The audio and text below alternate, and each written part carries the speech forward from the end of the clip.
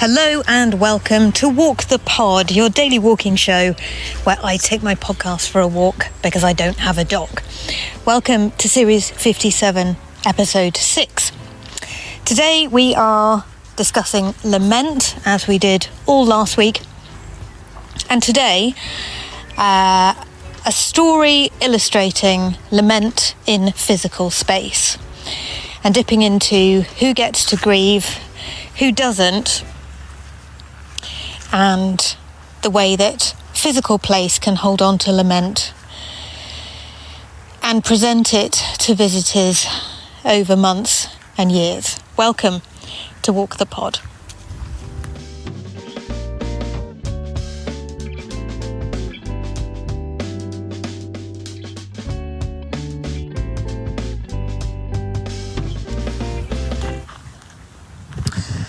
On 25th of May 2020, the death of George Floyd beneath the knee of Minneapolis police officer Derek Chauvin became a focal point for understanding how lament operates as both personal and political force.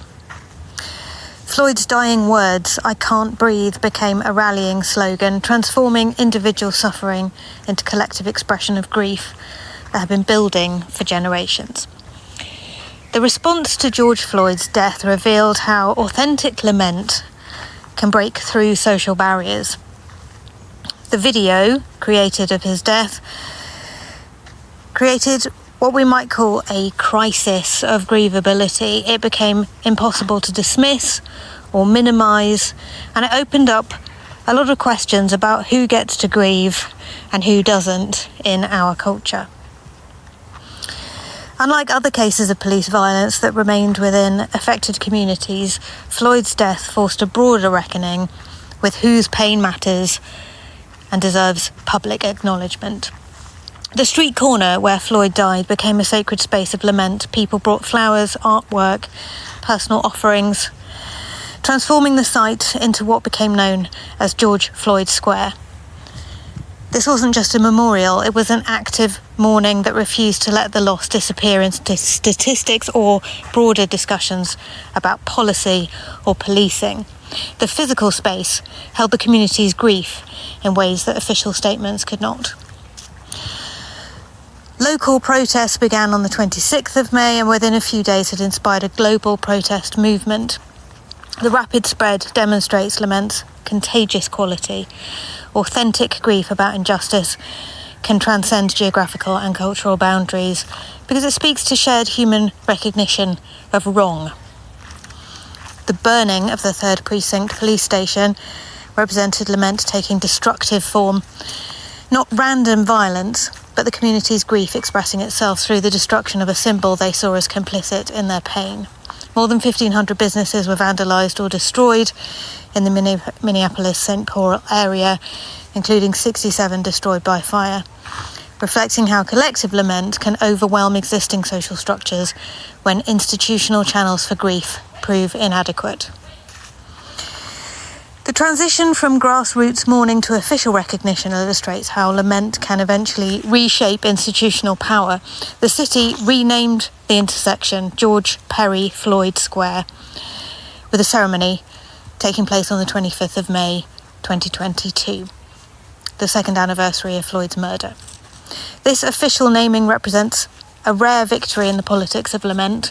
The community's grief not only sustained itself for 2 years, but ultimately compelled the city to permanently acknowledge the loss in its geography. And the aftermath revealed the politics of lament in action. Whose losses get sustained attention, whose anger is legitimised, whose grief becomes the basis for both policy change and permanent commemoration.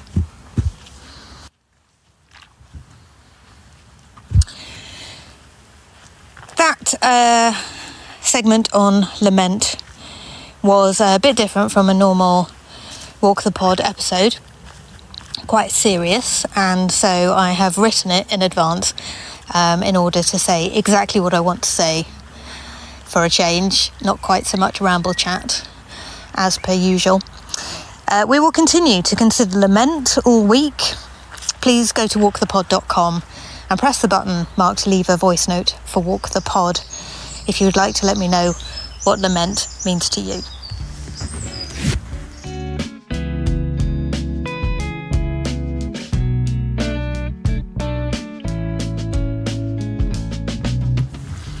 What can I see directly in front of me? Well, I'm in the woods just behind my home in southwest London, and it is very quiet in the woods. Lots of sunshine filtering through the leaves. It's a beautiful day today, so warm and lovely that it's actually a little bit too hot to walk around on the street, so I'm very grateful for this wooded area and tree canopies to protect me from the sunshine a little bit. There's lots and lots of tall stinging nettles and branches of green foliage and hawthorns and other plants that I don't know the names of.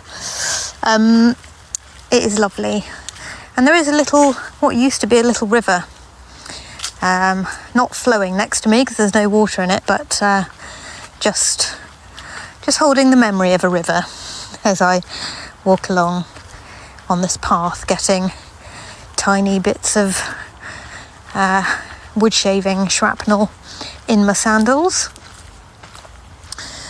And I can see little motes of dust floating and little midges or tiny flies floating about in the air. Just coming to a clearing now, and there's a bench here placed by the Friends of Cannon Hill Common. And we're just along the way from the allotments, of course. I have not been to the allotment for quite a while because I'm finishing my dissertation. And just reminding myself how painful it is trying to get Microsoft Word to do what I want it to do. Something that I haven't had to reckon with for quite some time, really. So it just takes me back to doing my undergraduate degree, trying to get the final document to do what I want it to do. Quite frustrating. But nevertheless, it is making good progress. I will submit it this week. It will be finished. And the deadline is next Monday, so it needs to be. But I had my final meeting with my supervisor this morning and got a few final tips for the last few days of document wrangling, as I called it. The answer, of course, is to turn it into a PDF, but it's not that simple. It's not that simple, dear friends. Wants to change all the fonts. That's no good at all. None of which is what I can see directly in front of me. My apologies. I've sort of wandered further into the woods, taken a few little snickety turns. So I'm now walking through much denser, I think forest is going a bit far, but denser woods. And there's an ivy covered tree trunk in front of me.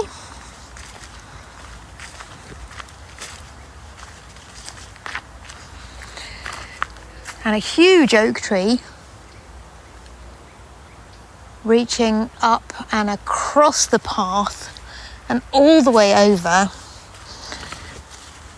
to where all the other trees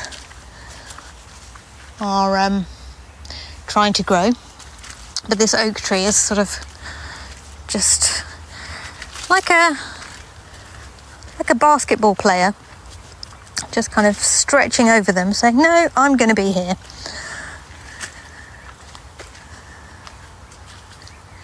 And thanks to Kiwi Rob for posting a photograph of a tree canopy recently on the Walk the Pod at Lunchtime Walk Club Discord server, showing how trees are usually quite collaborative with how they grow so that they're not in one another's spaces, but this oak tree has not got that particular memo. Thank you for walking with me, dear friends. It's been an absolute delight to stretch my legs with you this lunchtime. Can't wait to find out what you think about Lament. You can leave me a voice note, or you can email walkthepod@gmail.com if you prefer.